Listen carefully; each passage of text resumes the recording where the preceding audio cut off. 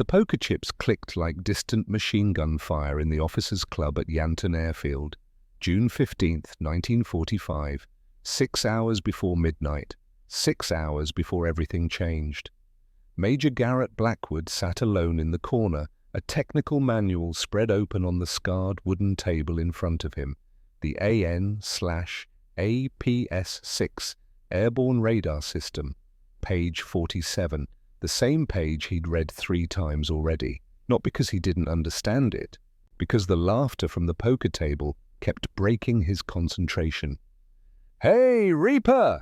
The voice cut through the humid Okinawa air. Lieutenant Danny Marsh, Corsair pilot, 12 confirmed kills painted on his fuselage like notches on a gunfighter's belt. "You still reading that comic book?" The other pilots laughed. Blackwood didn't look up. "I'm serious, man." Marsh stood, walked over, boots heavy on the plywood floor. He picked up the manual, squinted at the technical diagrams. "This is what you're trusting your life to, a 3-inch screen that shows you blobs?" Blackwood met his eyes, said nothing. "We fly by instinct, brother. By reflexes." Marsh tapped his temple. "By the Mark I eyeball. You're trying to fight a war by staring at a little green screen like some accountant doing math in the dark." Another pilot chimed in from the table. "That 200-pound tumor on your wing, Reaper, you know what it does to your airspeed? 40 miles per hour. Blackwood's voice was quiet.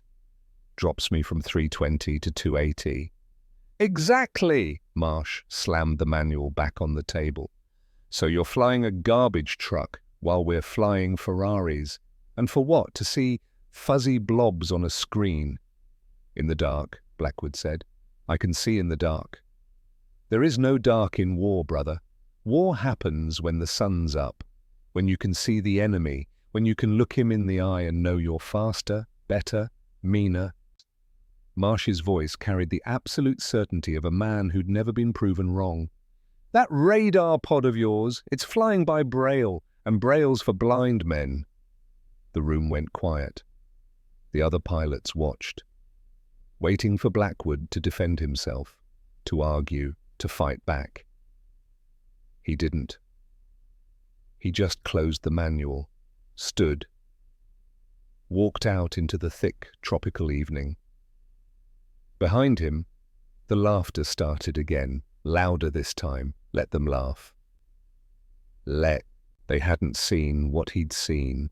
The flight line stretched out before him like a graveyard of sleeping metal giants.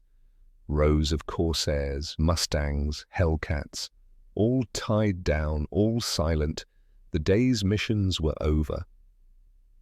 The war had paused for the night, except one plane stood alone at the far end of the tarmac. Blackwood walked toward it, boots on concrete. The only sound besides the wind starting to pick up from the north, storm weather, he could smell it in the air. Salt and electricity and the promise of violence. The F-6 F-5 N-Night HELLCAT. To most eyes, it looked like its sisters, the same barrel-chested fighter that had won the Pacific, the same massive Pratt & Whitney radial engine, the same wide wings built to take punishment and keep flying. But then you saw it, hanging off the starboard wing like a tumor, a white, bulbous pod the size of a beer keg, smooth, awkward, completely destroying the clean lines of the aircraft. It looked like something that didn't belong, like someone had bolted a piece of a different plane onto this one and hoped for the best, the AN/APS-6 radar pod. 200 pounds of electronics and vacuum tubes, and the future. Blackwood walked a slow circle around the plane, his hand trailing along the aluminum skin, still warm from the afternoon sun. He stopped at the pod, put both hands on it. The surface was smooth except for the mounting bolts. Solid, real. 6 weeks ago, he'd never seen one of these. 6 weeks ago, he'd been a day fighter pilot like the rest of them. Fast, aggressive, living by reflexes and sunlight. Then they'd asked for volunteers for the night fighter program. Only 3 men had raised their hands. The first had washed out after 2 weeks. Couldn't handle flying on instruments in zero visibility. The vertigo got him. He'd landed pale and shaking after a training flight and never went back up. The second had crashed. Not in combat, in training. Flew straight into a mountain in the dark because he didn't trust the radar, trusted his instincts instead. His instincts were wrong. They buried what was left of him 3 days later. Blackwood was the last one. He understood something the others didn't. Speed meant nothing if you couldn't see the target. In daylight, yes. The Corsairs ruled the sky. They were faster, more maneuverable, deadly in the hands of a good pilot. But daylight was over 12 hours a day. What about the other 12? What about the night? The Japanese had figured it out. They'd adapted. They didn't come out to play in the sun anymore. They were losing too many planes to the swarms of American fighters. So they'd become creatures of darkness, launching kamikaze attacks under the cover of night, bombing raids in the blackness, harassment missions designed to keep everyone awake, terrified, exhausted. The Americans called them washing machine Charlies, single planes that droned overhead in the dark, dropping bombs, making noise, flying home untouched because nobody could see them to shoot them down. The day fighters were useless against this. You could have the fastest plane in the world. Didn't matter if you were flying blind. Blackwood looked at the radar pod again. 200 pounds. Dead weight in a dogfight. But in the dark? In the dark it was an eye that could see through clouds and rain and the absolute blackness of a moonless night. It sent out pulses of radio energy, invisible, silent. Those pulses bounced off solid objects and returned. The radar scope in the cockpit translated those returns into light, blobs on a green screen. To the day pilots, those blobs were meaningless. To Blackwood, they were enemy aircraft. They were targets. They were the difference between flying blind and hunting with purpose. He climbed up onto the wing, opened the canopy, slid into the cockpit. The smell hit him immediately. High-octane aviation fuel, stale sweat soaked into the canvas seat, gun oil, hydraulic fluid, the smell of a machine built for one purpose: to kill. He didn't turn on the systems, just sat there, hands on the stick, looking at the instrument panel. The radar scope sat in the center, dark now, but he could picture it alive, glowing green, showing him the invisible world. 6 weeks of training, 6 weeks of learning to suppress every instinct, learning to trust the instruments over his own senses, learning to fly when his body screamed that he was upside down and the instruments insisted he was level, learning to believe in the blobs on the screen. It was the hardest thing he'd ever done, harder than combat, because in combat you could see the enemy, you could react, you could fight. But flying on instruments in zero visibility required a different kind of courage. It required faith. Faith in technology, faith in electronics, faith in the idea that vacuum tubes and microwave pulses could be more trustworthy than your own eyes. Blackwood sat in the cockpit as the sun disappeared behind the mountains to the west. The light drained from the sky, purple, then grey, then black. The wind picked up. The storm was coming. At 2100 hours, Captain Vernon Hudspeth stood in front of a weather map that looked like a child's nightmare. Tropical storm. His voice was flat, emotionless, delivering bad news like a doctor announcing a terminal diagnosis. Winds gusting to 30 knots, cloud ceiling under 500 feet, visibility near zero, rain heavy enough to strip paint. The assembled pilots stared at the map, at the massive spiral of clouds bearing down on Okinawa. All day operations are grounded effective immediately. Hudspeth looked around the room. Propellers will be tied down, planes secured. Nobody flies until this passes. How long? Someone asked. Weather says 12 to 18 hours. A collective groan. 12 to 18 hours of sitting in tents while the storm tried to wash the island into the Pacific Ocean. 12 to 18 hours of playing poker and sleeping and waiting. 12 to 18 hours of being useless. Hudspeth started to dismiss them, then stopped. His eyes found Blackwood in the back of the room. "Reaper." Blackwood stood. "Sir?" "Your bird ready?" "Yes, sir." Hudspeth nodded slowly. Didn't say anything else. Didn't need to. They both knew what he was asking. If something came up during the storm, if the impossible happened and an enemy aircraft appeared in this weather, could the night fighter fly? "We're blind tonight, gentlemen." Hudspeth's voice carried a weight of frustration, of helplessness.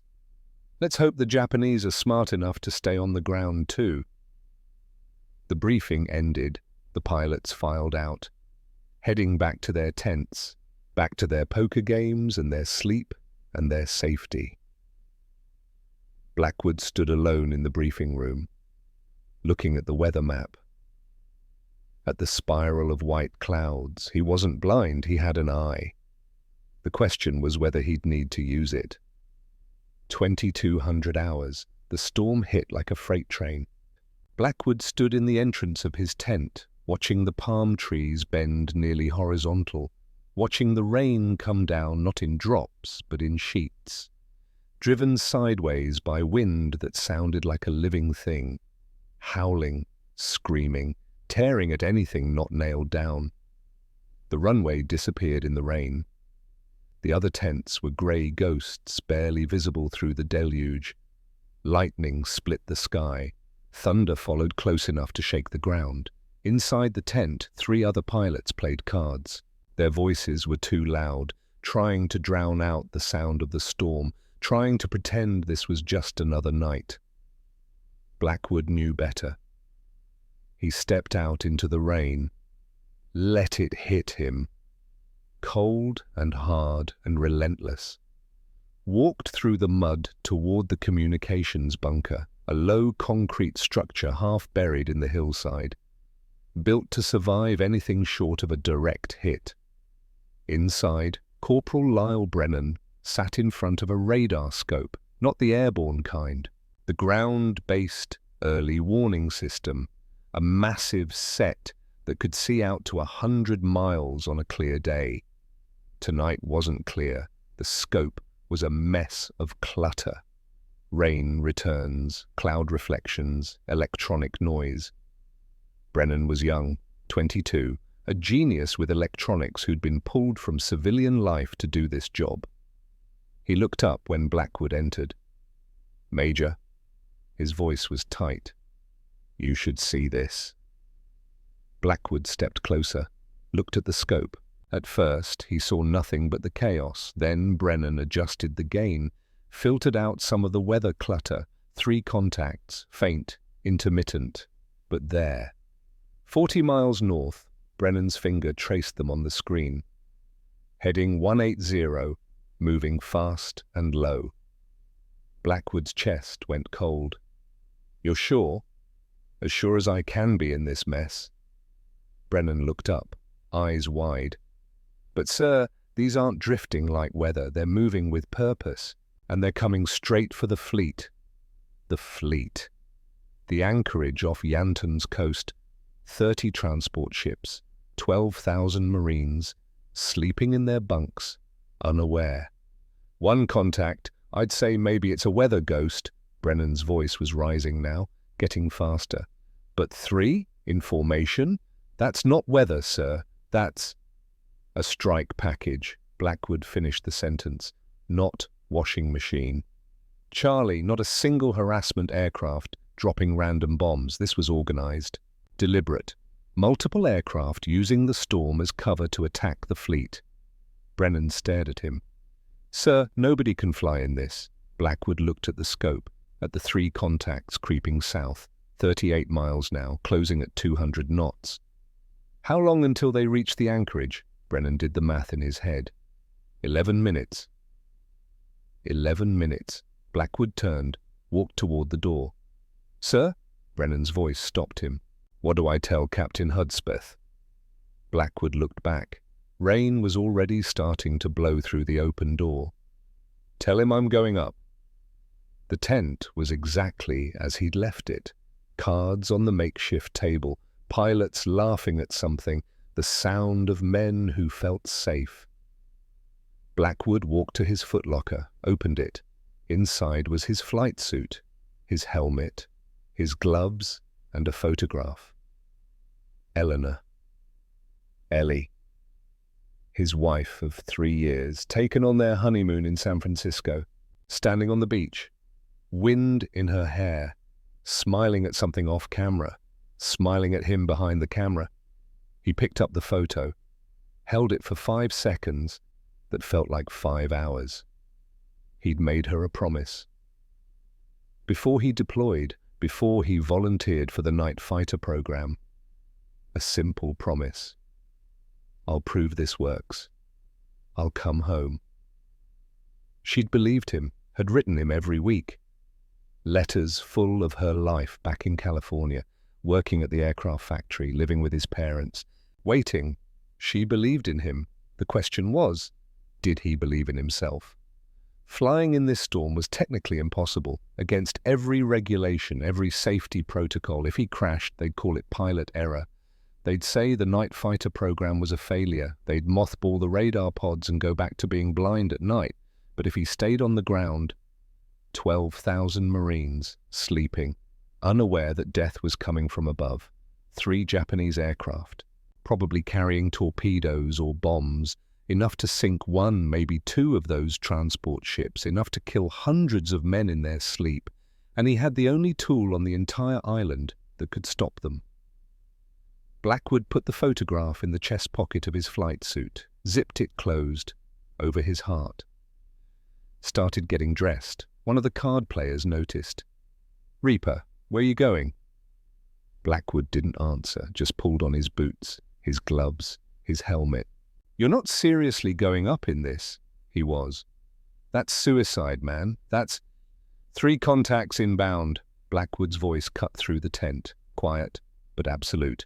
"Strike package heading for the fleet, 11 minutes out." The tent went silent.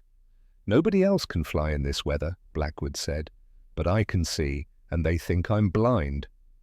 He walked out into the storm. Master Sergeant Vince Kozak was waiting by the F6F5N, had been waiting for 6 hours, since the storm started, keeping the moisture out of the electrical systems, keeping the radar pod dry, keeping the plane ready, just in case. He was 40 years old, Polish immigrant, enlisted in 1941, best aircraft mechanic on the island. He'd been maintaining Blackwood's night fighter since the program started. And unlike the pilots in the officers' club, Kozak believed, he saw Blackwood emerge from the rain, walking with purpose, flight suit on. Kozak didn't ask questions, just gave a thumbs up. His face grim in the lightning flashes. They ran toward the plane together, boots sucking in the deep mud, the wind trying to knock them over, rain stinging exposed skin like gravel thrown from a truck. Blackwood grabbed the wet wing, hauled himself up. The metal was slick, dangerous. He nearly slipped. Kozak caught him, steadied him. Their eyes met. Kozak shouted over the storm, "Bring her back, sir." Blackwood nodded, slid into the cockpit. The canopy came down. Suddenly the roar of the storm was muffled, contained. He was in a bubble, a small dry space in a world of chaos. His hands moved through the startup checklist. Muscle memory. Done 100 times in training, but never like this. Master switch on. The instrument panel glowed red, soft, ghostly. The radar scope flickered. Green phosphorus light spreading across the 3-inch circle, coming alive. Fuel mixture rich. Throttle cracked. He hit the starter. The massive Pratt & Whitney radial engine hesitated, coughed, then caught with a roar that shook the entire airframe. 18 cylinders firing in sequence. 2,000 horsepower spinning the propeller into a blur. Blue flame shot from the exhaust stacks, lighting up the rain. The whole plane vibrated, rattling Blackwood's teeth, rattling his bones. He looked out at the radar pod on the wing. illuminated by the exhaust flame, shaking and wobbling, looking fragile and ridiculous. But tonight, that white blob was the most dangerous weapon on the island. Kozak stepped back, gave a final salute, barely visible through the rain. Blackwood released the brakes. The HELLCAT lurched forward, tires splashing through standing water, fighting for traction in the mud. The crosswind hit from the left, trying to push him off the runway. He worked the rudder pedals, compensating, correcting. The radio crackled. Captain Hudspeth's voice. "Reaper, you are not cleared for takeoff. Repeat, you are not cleared." Blackwood keyed the mic. 3 contacts inbound, sir. 7 minutes to fleet." A pause, static, thunder. Then Hudspeth's voice, quieter now. "If you crash—" "I won't, sir." Another pause. "Godspeed, Reaper." Blackwood pushed the throttle to the firewall. The engine screamed. Full power, emergency power. Every ounce the Pratt & Whitney could give. The HELLCAT accelerated. Slowly at first, fighting the mud, fighting the wind, then faster. The tail lifted. The nose dropped. He could feel the wings starting to bite the air. The crosswind hit again, harder. Pushed him 10 feet to the right, toward the edge of the runway, toward the mud and the rocks and disaster. Blackwood kicked the rudder, hard left, compensated. The wheels left the ground. For one terrifying second, the wind caught the plane, lifted the right wing, started to flip him. Blackwood slammed the stick left, aileron input, fighting it. The wing came down. He was climbing. 10 feet off the deck. 20, 50. The runway lights disappeared below him, swallowed by the rain and the darkness. Gear up. The landing gear retracted with heavy chunks, locked into the wings, 100 feet. The ground was gone now, completely invisible. He was suspended in a void, in total blackness, no reference points, no horizon, just the rain hammering the canopy and the green glow of the instruments. His eyes locked on the radar scope. The mockery was over. The hunt had begun. Blackwood's hand was steady on the stick, his breathing controlled, his heart rate elevated but manageable. Below him, Okinawa disappeared into the storm. Ahead of him, somewhere in the darkness, 3 enemy aircraft were flying toward 12,000 sleeping men. They thought they were safe. They thought the storm was their shield. They thought the Americans were blind and grounded and helpless. They were wrong. Blackwood keyed the radio. "Brennan, I'm airborne. Give me a vector." A pause, then the young corporal's voice, trying to sound calm, failing. "Vector 320, sir. Contacts now at 32 miles, descending through 3,000 feet. "Roger, 320. Blackwood turned the HELLCAT onto the new heading. The compass swung, settled. He was flying into the heart of the storm now. The turbulence increased. The plane shook, bucked, tried to throw him around the sky. He ignored it, eyes on the scope. The screen was still mostly clear, clutter from the rain. Some ground returns from the island behind him, but no contacts yet. Too far. He needed to get closer. 2,500 feet, climbing, the altimeter unwinding as he gained altitude, entering the cloud layer, entering the absolute darkness. The last light from the island disappeared. The canopy went black. The only illumination was the red glow of the instruments and the green eye of the radar scope. Blackwood took a breath. This was it. This was what 6 weeks of training had been for. This moment, this test, flying blind in a typhoon, hunting an enemy he couldn't see with his eyes, trusting a machine, trusting technology, trusting the eye. "Trust the eye," he whispered to himself. "Trust the eye." The HELLCAT climbed into the darkness, and somewhere ahead, 3 Japanese pilots flew south, unaware, unsuspecting, about to discover that the night had teeth. 3,000 feet above the Pacific Ocean, Major Garrett Blackwood fought a war against his own body. Every nerve screamed that he was flying upside down. that the HELLCAT was inverted, banking hard, spinning. His inner ear insisted on it. The fluid in his semicircular canals sent urgent messages to his brain. Wrong. All wrong. Pull up. Roll over. Save yourself. The artificial horizon on the instrument panel said different. Wings level, nose slightly up. Climbing steadily at 3,000 feet. One of them was lying. Blackwood's hands tightened on the stick, white-knuckled, fighting the instinct to trust his body, fighting 25 years of evolution that said your senses don't lie. Except in the dark, they did. Vertigo, spatial disorientation, the killer of pilots who flew on instruments, the invisible enemy that crashed more planes than mechanical failure ever would. The turbulence didn't help. The storm tossed the 12,000-pound fighter like a paper airplane in a hurricane. Updrafts threw him toward the sky, downdrafts slammed him toward the ocean. Wind shear kicked the plane sideways. The rain hammered the canopy so hard it sounded like someone throwing gravel against glass. Blackwood forced his breathing to slow, forced his eyes to stay locked on the instruments, on the artificial horizon, on the altimeter, on the compass. And most importantly, on the green glow of the radar scope. 3 inches of phosphorescent screen, his window into the invisible world. Right now it showed nothing but clutter. Electronic snow, returns from the rain, from the clouds, from the chaos of the storm itself. The radio crackled. Corporal Brennan's voice, distorted by static. Reaper, contacts bearing 335, range 28 miles. They're descending, heading straight for the anchorage. Roger.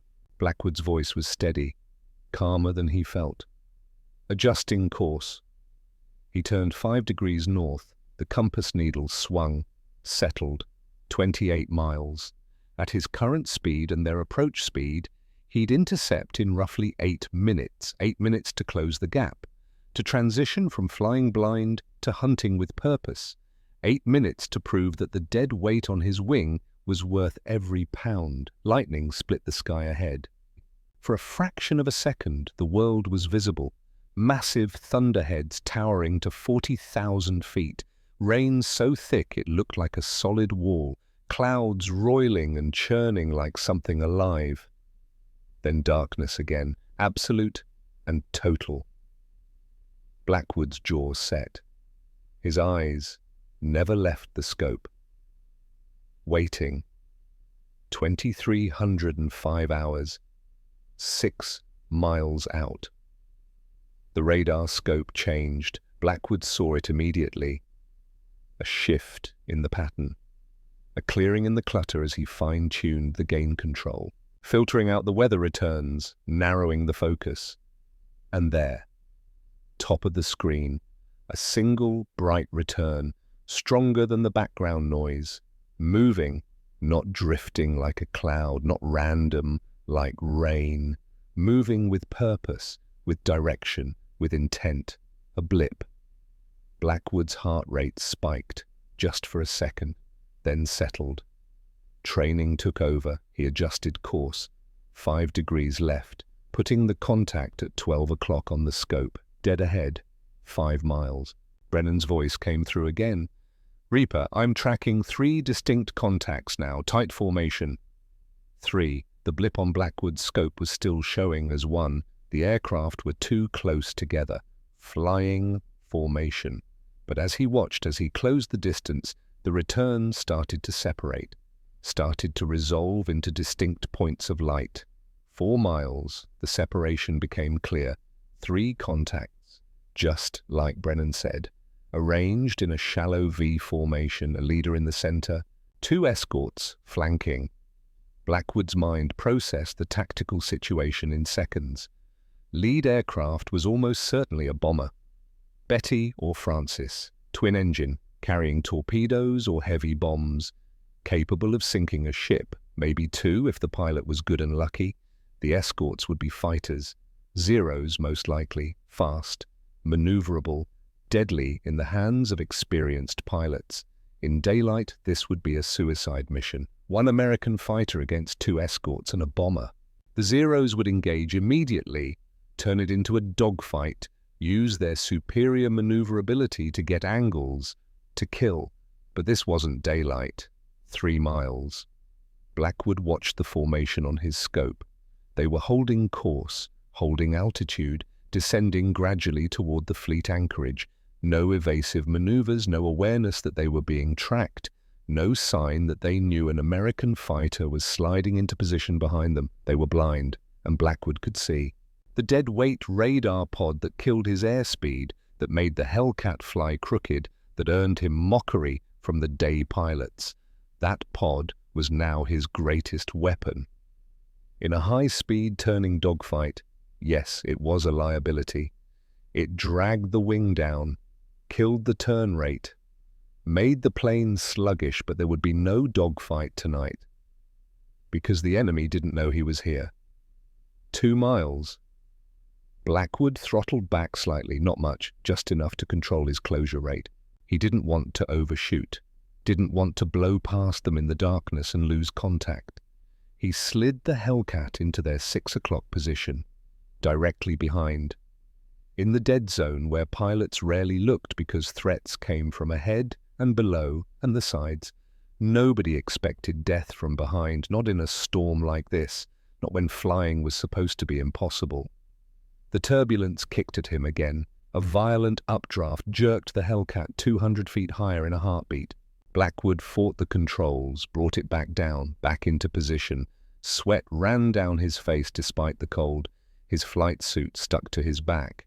1 mile, time to transition, time to stop flying the scope and start flying the eyeball. Blackwood's gaze shifted from the green screen to the windscreen, to the darkness beyond the rain-streaked plexiglass. At first, nothing. Just black, just the endless void. Then he saw it, a flicker, faint, blue, steady, exhaust flame. The Japanese didn't use flame dampeners as effectively as the Americans. Their engines burned richer, threw more visible light from the exhaust stacks. In daylight, it meant nothing. In pitch darkness, it was a beacon.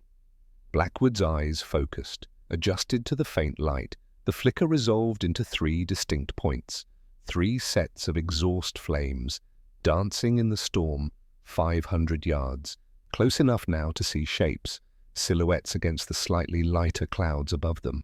The center aircraft was larger, wider wings, twin engines, the distinctive cigar-shaped fuselage of a Mitsubishi G4M Betty bomber, capable of carrying a ton of ordnance. Fast for a bomber, but slow compared to fighters. Flanking it on either side, 2 smaller shapes. Single engine. The unmistakable profile of Mitsubishi A6M ZEROS. Japan's premier fighter. Light. Fast. Maneuverable. Armed with 20mm cannons and machine guns. Under normal circumstances, deadly. But these weren't normal circumstances. Blackwood watched them fly, watched their formation. The Zeros were tucked in tight to the Betty, wingtips almost touching, so close they could have reached out and touched each other. They were terrified. Flying formation at night in a storm by watching the exhaust flames of their leader. Afraid to lose visual contact, afraid to drift away into the darkness and never find their way back.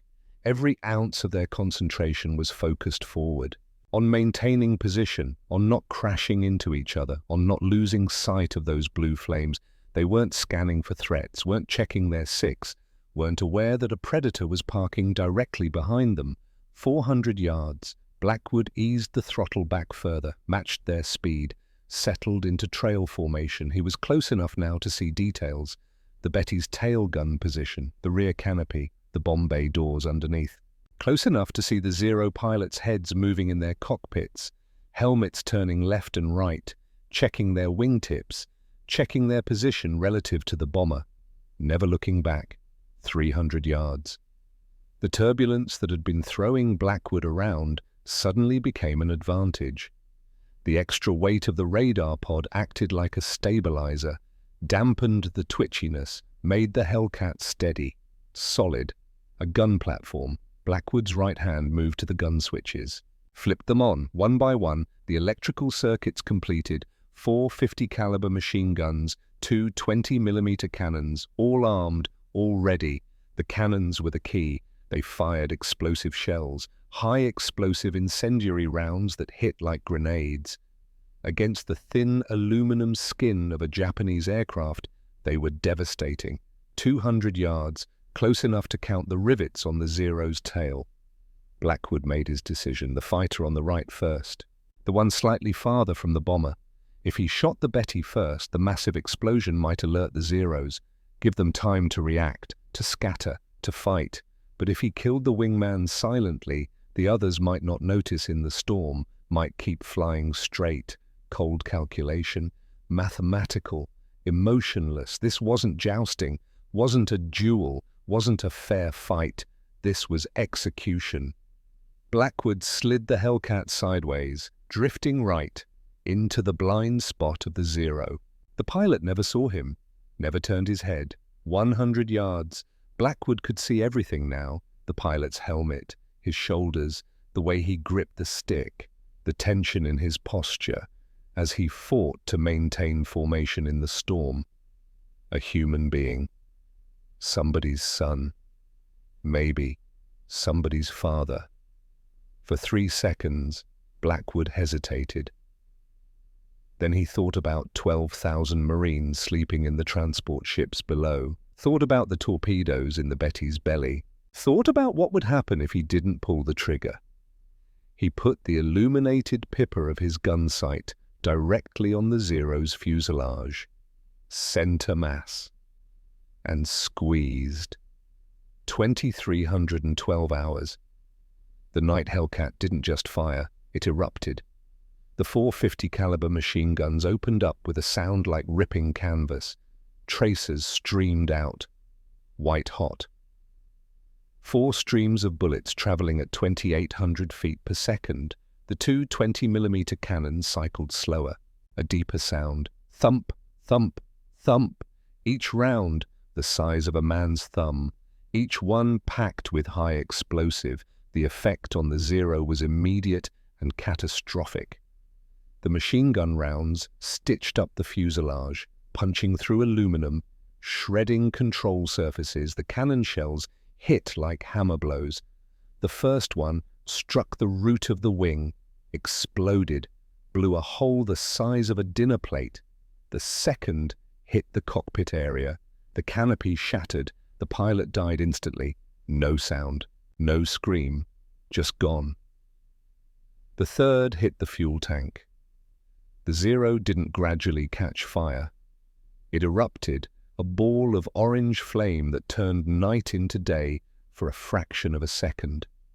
The wings folded, structural failure. The burning aircraft broke apart, pieces tumbling away into the darkness below. From first shot to destruction, 2 seconds. The storm was so loud that the gunfire and the explosion were swallowed, absorbed into the greater roar of wind and rain and thunder. The Betty and the remaining Zero flew on, straight and level, unaware. The pilot of the left side Zero never turned his head, never saw his wingman die. He just kept flying, watching the bomber's exhaust, trusting that his partner was still there in the dark. Blackwood checked the radar scope. 2 blips now. The destroyed Zero was gone from the screen. He shifted his aim, started to drift left. Brennan's voice crackled through the headset. "Reaper, did you splash one?" "Yee." Blackwood's voice was flat, empty of emotion. 2 to go. He had to cross behind the Betty to get to the second Zero, had to fly through the bomber's wake, through the turbulent air churned up by those big propellers, and directly in front of the tail gunner. The Betty's tail position carried a Type 99 cannon, 20mm, the same caliber as Blackwood's own cannons. Fired from 50 yards away, it would cut the HELLCAT in half. Blackwood held his breath as he drifted across the bomber's tail. He could see the tail turret, a dark bubble, could see the shape of the gunner inside. The gunner was facing forward, staring into the rain, mesmerized by it, or praying, or thinking about home. Whatever he was doing, he wasn't looking back. The prop wash hit like a fist. The HELLCAT bucked, yawed hard to the right. Blackwood fought the controls. Rudder input, stick pressure, brought it back. He slipped clear of the turbulence, settled in behind the second zero. 100 yards, 50, murder range, so close he could reach out the canopy and touch the enemy's rudder. The Zero pilot's head was visible, turned slightly left, watching his wingtip, checking his spacing from the bomber, never looking back. Blackwood put the pipper on the cockpit, pressed the trigger. The guns erupted again. Tracers, cannon shells, a stream of destruction. The first cannon round hit the Zero's engine, blew the cowling off, the propeller shattered, pieces spinning away. The second hit the cockpit. The canopy exploded outward. The pilot's body jerked, slumped. The Zero pitched up violently, nose high, stalled, hung there for a moment like it was considering its options. Then it rolled inverted and dove, gone. Blackwood flew through the debris field, pieces of aluminum pinging off his own canopy, off the wings. A larger chunk, maybe a piece of the Zero's tail, whistled past his head close enough that he flinched. But the HELLCAT kept flying. 2 down, only the bomber remained. Blackwood expected it to run, expected the pilot to bank hard and dive and try to escape. Instead, the Betty did something unexpected. It attacked. 2,314 hours. The bomber banked hard left. Not a gentle turn. A violent combat maneuver, 50 degrees of bank, nose dropping. The pilot must have felt something, the turbulence from his wingmen dying, or saw the flash of the guns reflected off the clouds, or just had that sixth sense that combat pilots develop. That feeling of being watched. He didn't know where the threat was, couldn't see it, but he knew it was there, so he did the only thing he could. He dove for the deck, and he kept his heading, still flying toward the fleet. Blackwood's eyes widened. The bomber wasn't running, wasn't retreating. The pilot was committed to his mission, even knowing he was being hunted, even knowing 2 of his escorts were gone. He was going to attack. Blackwood slammed the stick forward, followed the dive. The HELLCAT's nose dropped. The altimeter started unwinding. 2,800 feet, 2,500, 2,200. The heavy fighter picked up speed like a falling safe. The wind screamed over the canopy. The airframe shook. Blackwood pushed the throttle to emergency power. Water injection into the cylinders. The engine roared. 2,200 horsepower, 300 miles per hour, 320, 350. The radar scope showed the Betty's blip diving ahead of him. The Japanese pilot was good, jinking every few seconds, changing heading, changing altitude, trying to break the radar lock, trying to shake the shark. 1,800 feet, 1,500, they were getting low, dangerously low. In pitch darkness with no visual reference to the ocean, diving this deep was insane. One mistake, one moment of vertigo, one wrong input, and he'd fly straight into the water at 300 miles an hour. There wouldn't be anything left to bury. The radio altimeter, a specialized instrument that measured height above the ocean rather than altitude above sea level, started flashing a warning light. 1,000 feet, the Betty pilot was pushing it, pushing hard, using the ocean as cover, knowing the American fighter would have to pull up eventually or die. Blackwood didn't pull up, he pushed the throttle harder. The water injection system dumped more fluid into the engine. The Pratt & Whitney howled. The HELLCAT surged forward, closing the gap. 2 miles, 1 mile, half a mile. The scope showed the blip right in front of him. 500 yards. Blackwood looked up from the scope, strained his eyes against the darkness. There, the blue exhaust flames, dancing wildly as the bomber maneuvered. 300 yards. He could see the silhouette now, the twin-engine shape. The wide wings. 200 yards. He was lining up the shot. Getting the pipper on target, his finger tightened on the trigger. Then the radar scope exploded with light. Not the target, something else. A massive bloom of returns at the bottom of the screen. Solid, bright, filling half the display. Blackwood's blood went cold. It wasn't the ocean, it was the fleet. The American fleet anchorage. Dozens of ships, Liberty transports, destroyers, cruisers, all packed into the protected bay, and he was flying straight toward them. The Japanese pilot hadn't been running, hadn't been trying to shake pursuit. He'd been leading Blackwood into a trap, flying the direct path to his target, using the American fighter's aggression against him. Now Blackwood was sandwiched. Enemy bomber ahead, friendly ships behind and below. And every single one of those ships had gunners, nervous gunners, trigger-happy gunners who'd been on alert for weeks, waiting for kamikaze attacks, waiting for night raids. If those ships opened fire, they wouldn't just shoot at the bomber. They'd put up a wall of steel, a curtain of anti-aircraft fire that would shred everything in the sky, 400 feet above the ocean. The Betty leveled off, skimming the waves. The pilot knew exactly where he was, had the navigation perfect. Blackwood saw the bomb bay doors open, mechanical arms lowering, dark shapes visible inside, torpedoes. The bomber was lining up on a target. Blackwood couldn't see which ship. Too dark. But it was big. Had to be. The Betty wouldn't waste precious torpedoes on anything small. He had seconds, maybe 10, maybe less. He couldn't shoot from behind, not at this angle, not this close to the ships. His cannon shells would keep going if they missed, would hit friendly vessels. He had to get alongside, had to get between the bomber and the ships, had to stop this.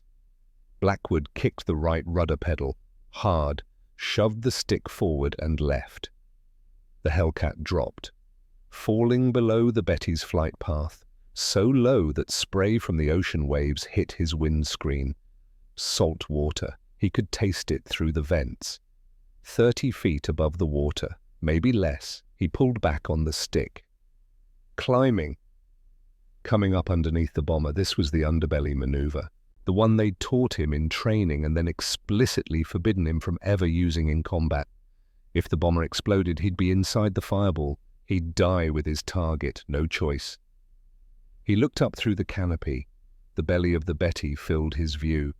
Dark aluminum, rivets, and the open bomb bay with the torpedoes hanging like obscene eggs. 20 feet separation, maybe 15. Close enough to see the stenciled Japanese characters on the fuselage. Blackwood tilted the nose up, pointing his guns at a 30-degree angle, aimed into the guts of the enemy aircraft. Every weapon he had, 450s, 220s, all pointed up. He clamped down on the trigger and held it. 2,318 hours. The sound inside the cockpit was deafening. All 6 guns firing, spent brass casings ejecting, smoke filling the canopy. The tracers went straight up, into the bomber's belly. At point-blank range, you don't miss. You can't miss.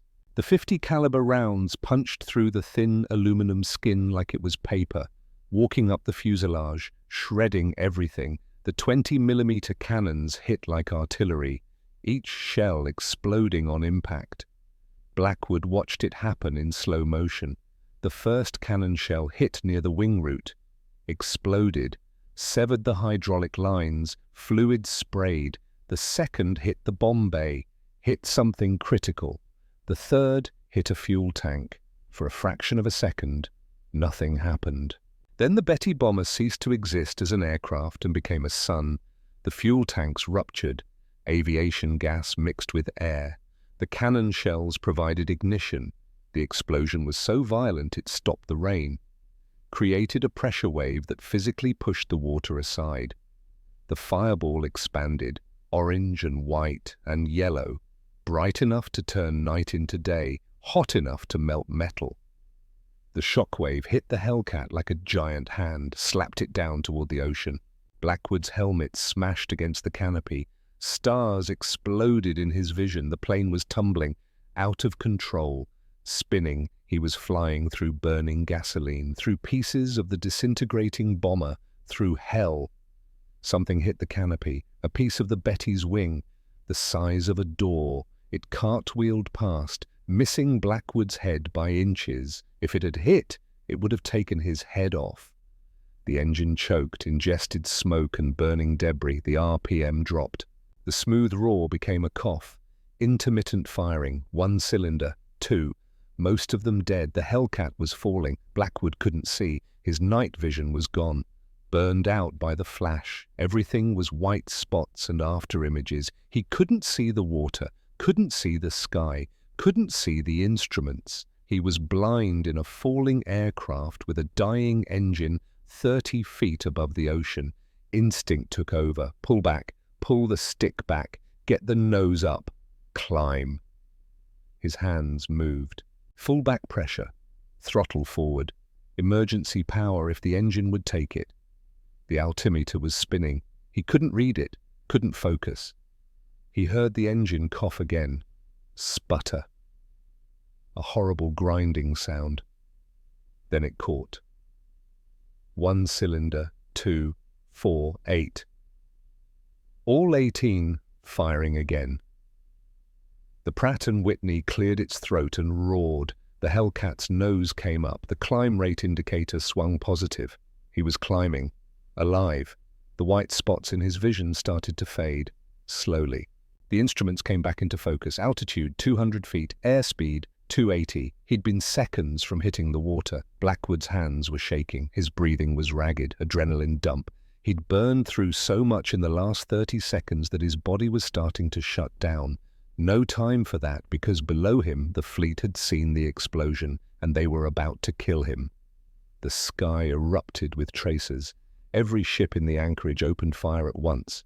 40mm Bofors guns, 5-inch deck guns, 50 caliber machine guns, 20mm Oerlikons, thousands of rounds per second, filling the air with metal. They didn't know the explosion was an American victory, didn't know the bomber was dead. They just saw a fireball and assumed they were under attack. So they fired at everything. Red tracers, white tracers, every fifth round illuminated so gunners could see where they were shooting, creating ribbons of light, streams of death, crisscrossing the sky in a web. Blackwood was in the center of that web. A tracer passed 10 feet from his canopy. He could see it, a glowing dot moving impossibly fast, then another. The air around him was full of them. He keyed the radio, screamed into the microphone. "Friendly! Friendly! Flash! Flash! Flash!" The IFF code, identification, friend or foe. The code that was supposed to stop friendly fire. The radio was jammed. Static. Panicked voices. Ship captains shouting.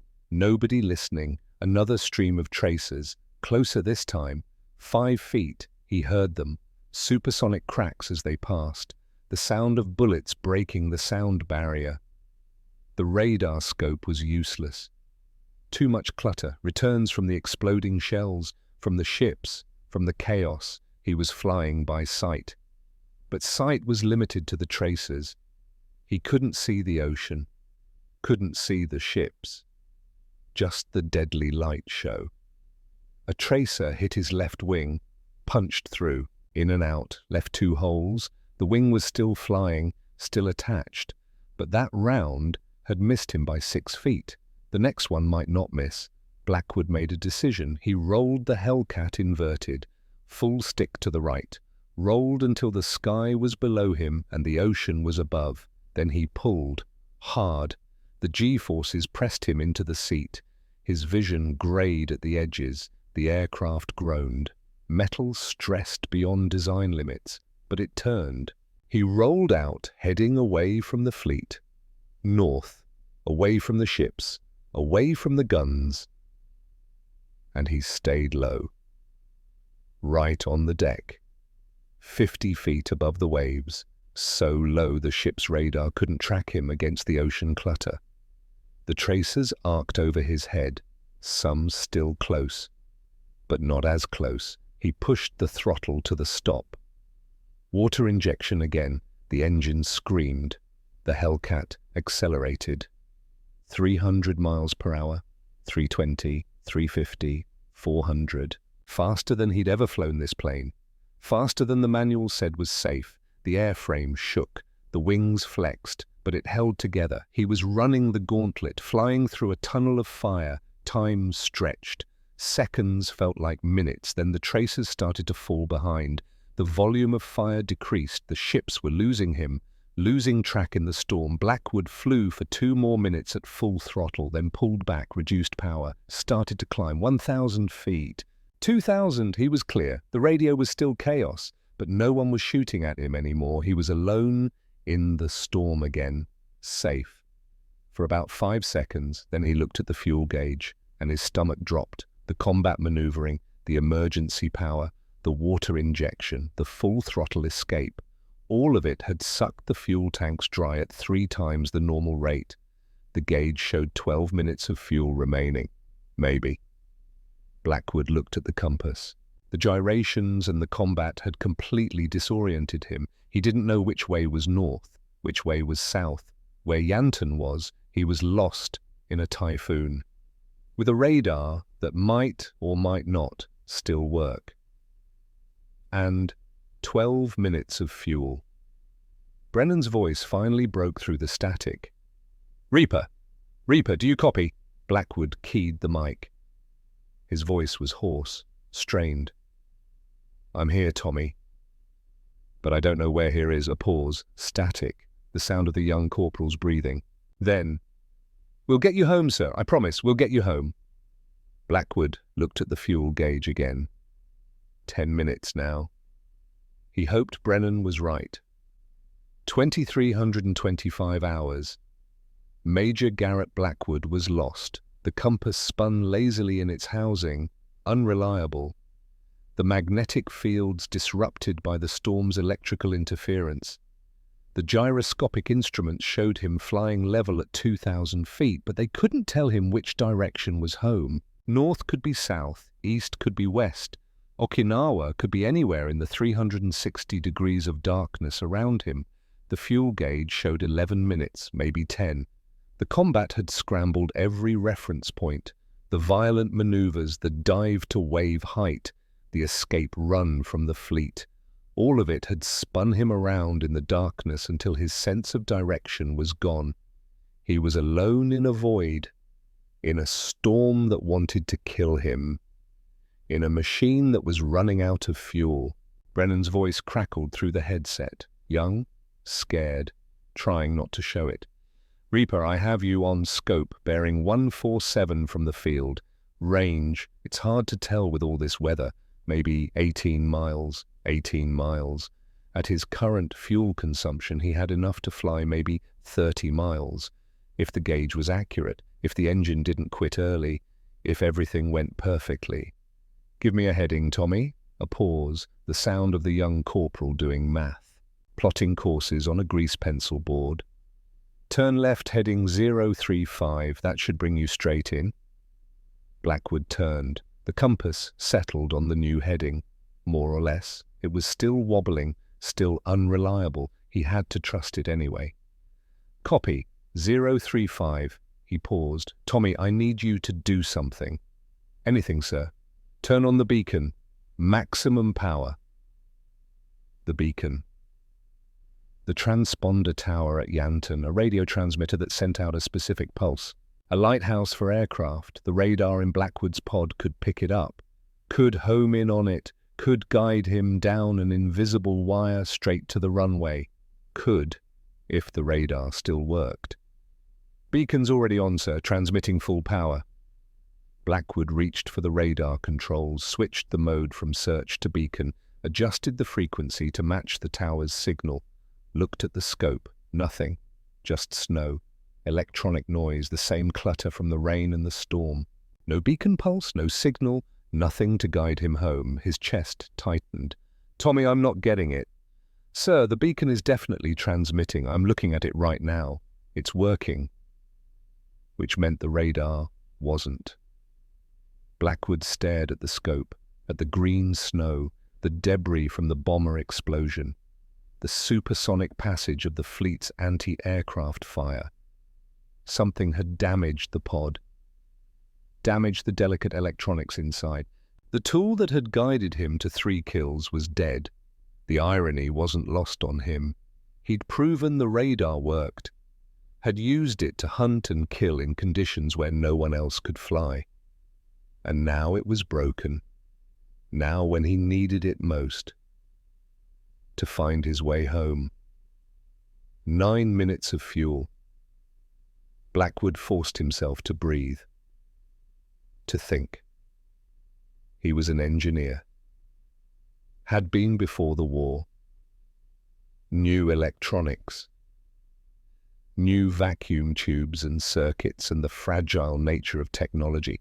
He thought about the pod, about the components inside, the tubes, the connections, the vibrations from combat, the violence of the explosion, a loose connection. That's all it would take, a wire shaken free, a tube rattled out of its socket. He remembered something Kozak had told him during maintenance, the old sergeant showing him the radar's guts, pointing to the tubes. Sometimes they get loose, storm vibrations, combat stress. You tap the housing hard enough, they seep back in. Tap the housing. Blackwood looked out at the radar pod on his wing, barely visible in the darkness, just a white blob. He couldn't tap it from inside the cockpit, but he could do something else. He reached for the stick, pulled back, pushed forward, rocked the aircraft, gentle at first, then harder, porpoising through the sky, creating G-forces that slammed through the airframe, shaking everything. The HELLCAT bucked. The radar pod flexed on its mounting. Everything rattled. Blackwood looked at the scope. Still nothing. He tried again. Harder. Pulled 3 Gs, pushed to -1. The harness cut into his shoulders. His vision grayed. The airframe groaned. He looked at the scope. A flicker. Just for a second, a faint pulse at the edge of the screen. Then gone. But it had been there. Blackwood slammed the stick forward and back. Hard, violent inputs, abusing the aircraft, shaking it like a terrier with a rat. The scope flickered again. The pulse appeared. Weak. Intermittent. But visible. A bearing. A direction. Not dead. Just wounded. The pulse was so faint he could barely see it, like trying to navigate by starlight through fog. But it was there. Blackwood turned toward it, adjusted his heading. The pulse strengthened slightly. Still weak, still barely visible, but getting stronger. He was pointed at home. 7 minutes of fuel. 2,328 hours. The descent began at 2,000 feet. Blackwood had no choice. He had to commit. Had to start down and trust that the faint pulse on his dying radar scope was leading him to the runway and not to a mountain. 1,500 feet. The altimeter unwound. He kept his eyes locked on the scope, on that ghost of a signal. It was getting stronger, not much, but enough to follow. 1,000 feet. He still couldn't see anything outside. No lights, no island. No reference points, just rain and darkness and the instruments. This was what 6 weeks of training had prepared him for. Flying blind, trusting the gauges, suppressing every instinct that screamed he was about to die. 800 feet. The radar altimeter started beeping, a warning he was getting close to the ground. 600 feet. His right hand moved to the landing gear control. He hesitated. Once the gear came down, there was no going around. The extra drag would drain the last of his fuel in minutes. This was commitment. This was all or nothing. He pulled the lever. The hydraulic system groaned. The gear doors opened. The wheels extended. Heavy chunks as they locked into position. The HELLCAT's nose dropped. The airspeed bled off. The lift changed. He was configured for landing now. 500 feet, still no visual. The fuel gauge was touching empty. The engine was running on fumes. It could quit at any second. 400 feet. Brennan's voice. "Reaper, you're lined up perfect, half a mile out. You should see the lights." Should. 300 feet. Nothing but rain. Nothing but black. Blackwood's hands were tight on the controls, his jaw clenched, every muscle in his body tense. He thought about Ellie, about the photograph over his heart, about the promise he'd made. 200 feet, and then lights. 2 rows of them, dim, barely visible through the deluge, but there. The runway. He was lined up perfectly. Dead center. The radar beacon had guided him down an invisible wire straight to the threshold. Relief flooded through him, then vanished immediately because he still had to land this thing. 100 feet, he pulled the throttle back, cut the power. The engine's roar decreased to a rumble. The HELLCAT settled, sinking toward the wet steel matting. 50 feet. The airspeed was good, 110 miles per hour. Right on the edge of stall speed, the flaps were down, everything configured. 20 feet, he could see the runway now, could see the standing water, the puddles. It looked more like a river than a landing strip. 10 feet. The main wheels touched. Gentle at first, then harder as the weight settled. The tires hit the wet metal, immediately started to skid. Hydroplaning, no traction. Blackwood's feet danced on the rudder pedals, compensating, fighting to keep the nose straight. The crosswind tried to push him sideways, off the runway, into the mud. He tapped the brakes. Light pressure, too much and he'd skid out of control. The HELLCAT slowed. The tail wheels settled with a thump. He had directional control now. He pressed the brakes harder, 50 miles per hour, 40, 30. The end of the runway was coming up fast. He was running out of space. 20 miles per hour. He stood on the brakes, full pressure. The wheels locked. The plane skidded the last 50 feet and stopped 10 feet from the end of the runway. Blackwood sat there, engine idling, rain hammering the canopy. He didn't move, couldn't move. He'd made it. He was home. The fuel gauge was on 0. The engine coughed, sputtered once. He quickly turned onto the taxiway, heading for the revetment. The engine ran for another 30 seconds. Then it died. Just quit. No drama, no explosion, just silence. The propeller spun down, slower, slower, stopped. Blackwood sat in the cockpit, in the sudden quiet. The only sound was the rain on metal and his own breathing. His hands were shaking. His flight suit was soaked through with sweat. He could feel his heart hammering in his chest. He'd launched into a hurricane, killed 3 enemy aircraft, dodged a fleet's worth of anti-aircraft fire, flown home on a dying radar and fumes, and lived. He lowered his forehead to the instrument panel, just rested it there. Let the cold metal cool his skin. His shoulders started to shake. Not fear, not anymore. Just the adrenaline dump, the crash after the high, the body's way of processing what had just happened.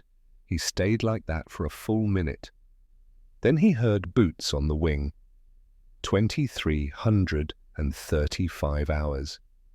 Master Sergeant Vince Kozak's weathered face appeared at the canopy, rain streaming down. He was grinning. Actually grinning. He popped the canopy. The tropical air rushed in. Hot, humid, alive. "Welcome back, sir." His voice was rough, choked with emotion. Blackwood unbuckled his harness, tried to stand. His legs didn't want to work. Kozak grabbed his arm, helped him out. Blackwood stepped onto the wing, nearly fell. His legs were jelly, no strength. Kozak steadied him. "Easy, sir, take your time."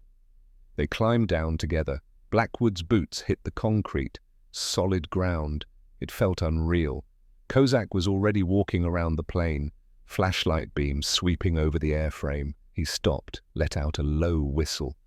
Jesus Christ. Blackwood walked over, looked. The leading edges of the wings were stripped bare, paint gone, scoured away by the rain and debris, raw aluminum showing through. The belly of the aircraft was scorched. black. Scorch marks where the bomber's fireball had licked the fuselage. The metal was discolored, warped from the heat, and embedded in the oil cooler was a piece of Japanese aluminum the size of a dinner plate. Jagged edges, part of the Betty's wing. It had hit so hard it was stuck. Wedged in, physical proof. Kozak shined his light on it, reached out, touched it. Son of a bitch. He climbed up to the gun bays, opened the access panels, looked inside. His flashlight beam played over the empty ammunition belts. "Sir?" He looked down at Blackwood.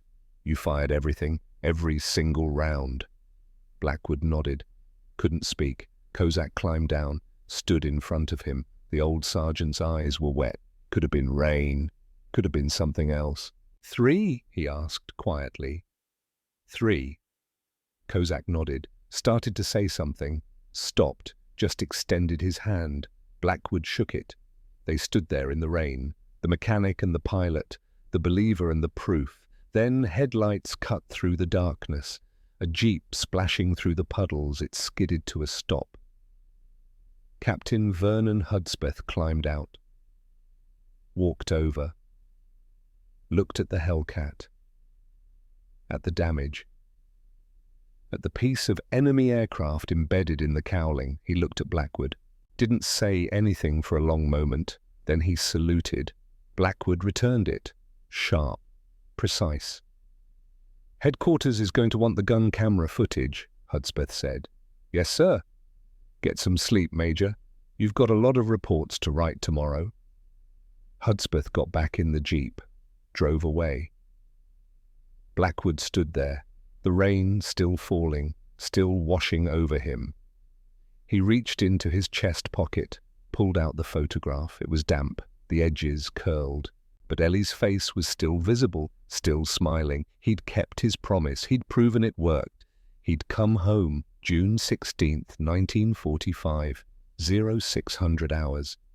Dawn broke grey and wet. The storm was passing, moving south, leaving destruction in its wake. Downed trees, flooded bunkers, destroyed tents, but the airfield was intact. Kozak had been up all night, working on the HELLCAT. By sunrise he had a crowd. Pilots from the day squadrons, mechanics, support staff. They stood in a semicircle, staring at the battered night fighter.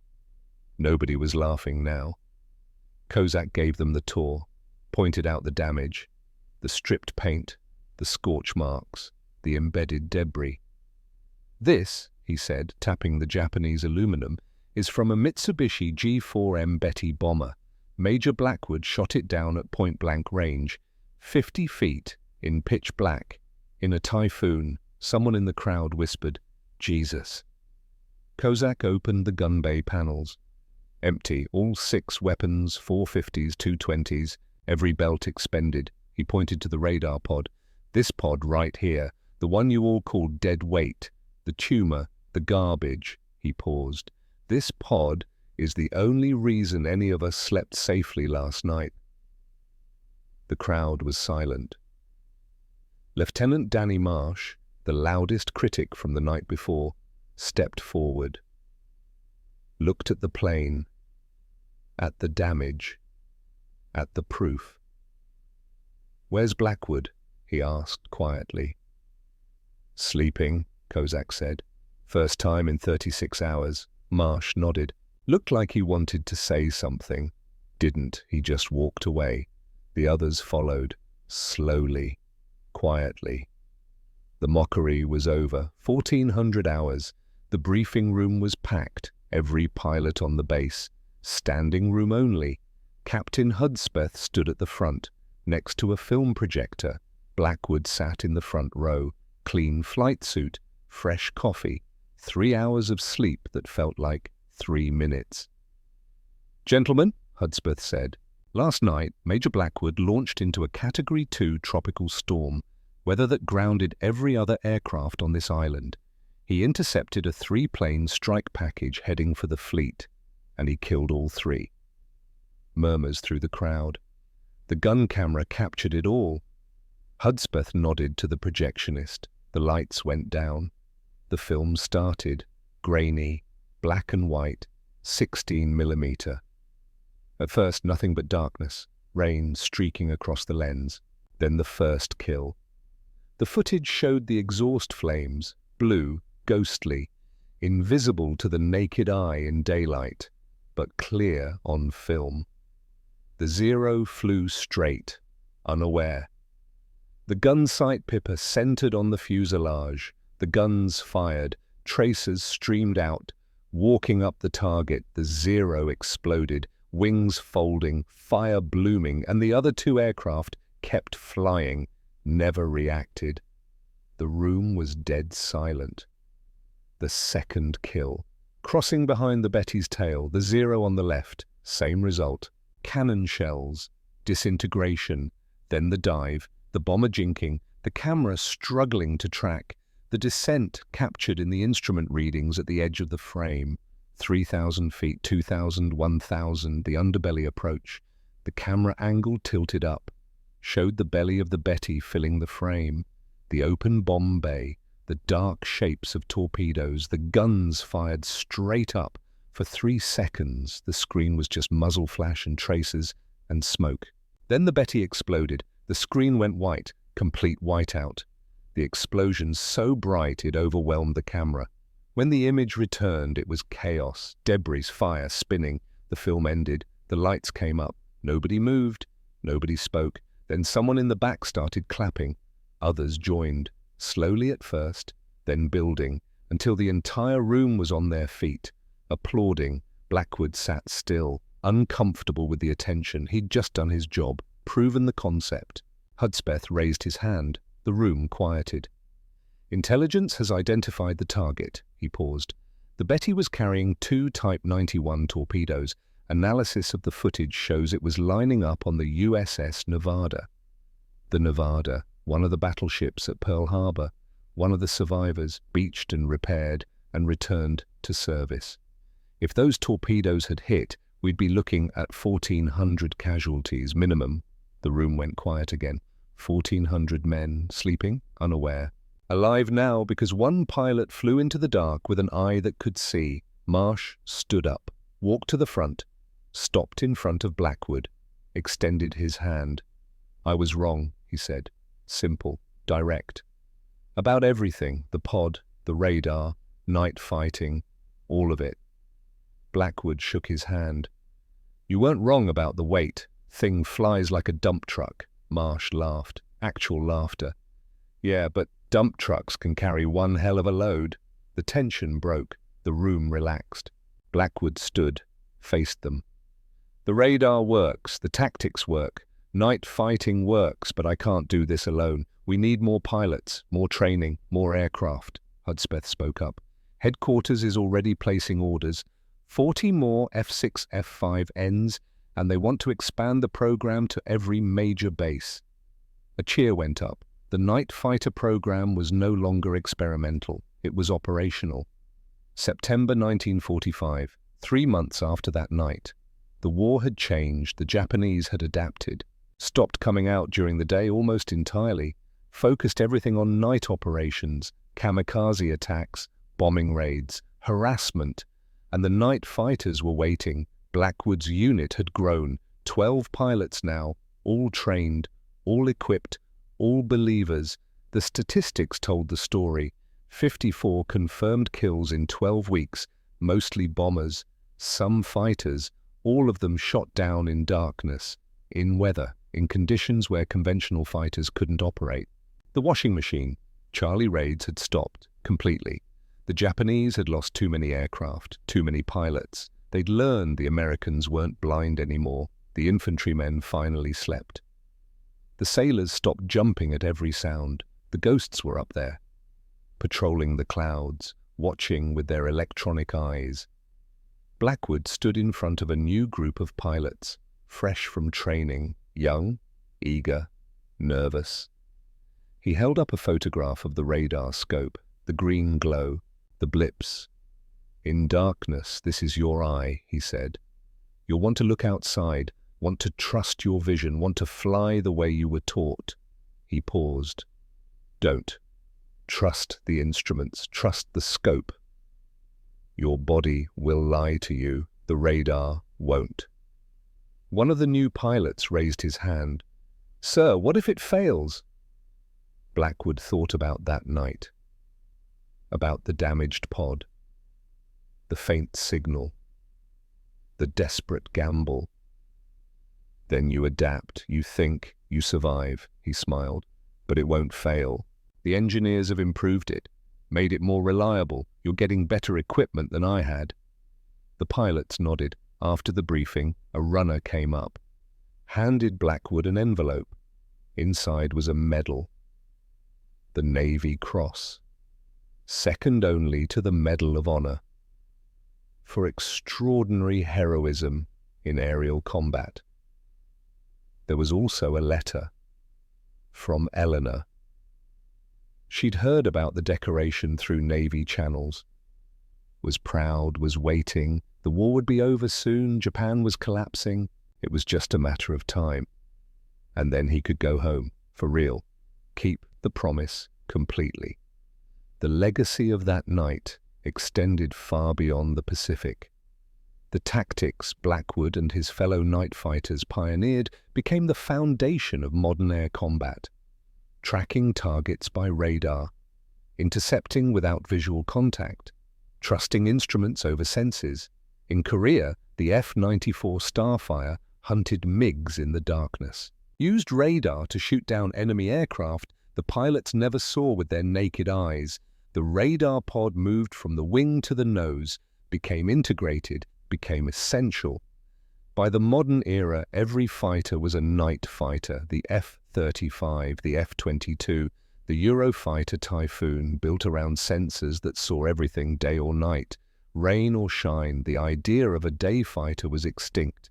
It started here, with a lopsided, ugly plane, with a pilot willing to fly into a typhoon. With dead weight, that became an advantage. Present day, Yanton Airfield is a civilian airport now, quiet, peaceful. The runway is paved, the bunkers are gone. The war is a memory kept alive only by those who were there, and by a museum. In a climate-controlled building at the edge of the field sits an F-6 F-5N night HELLCAT, restored, preserved. The paint is fresh but historically accurate, navy blue, white stars on the wings, and on the starboard wing, the radar pod, still attached, still showing the dents and scars from that night.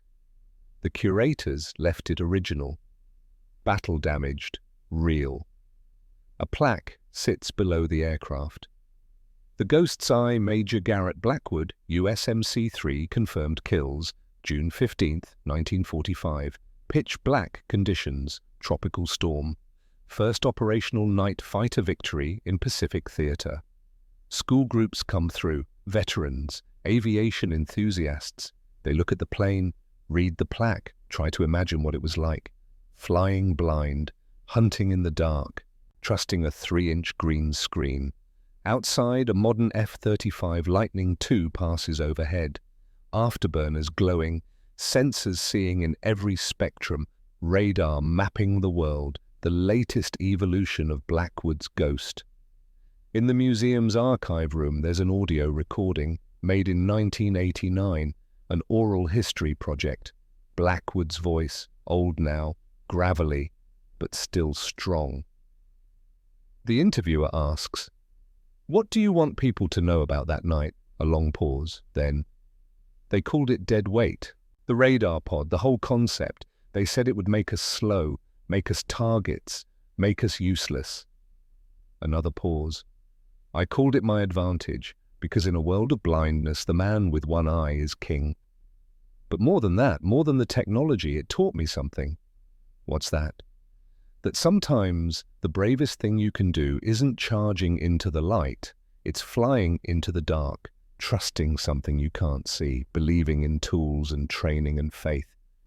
We were just kids, 25 years old, strapping ourselves into piston-engine aircraft, flying into voids with nothing but vacuum tubes to guide us home. The technology gets remembered, the machines get put in museums. But the courage, the human part, that's what matters. That's what I want people to know. We weren't fearless, we were terrified, but we flew anyway. because good men were counting on us, because the mission mattered, because someone had to own the darkness. See, the recording ends. Outside the museum, the sun sets over Okinawa.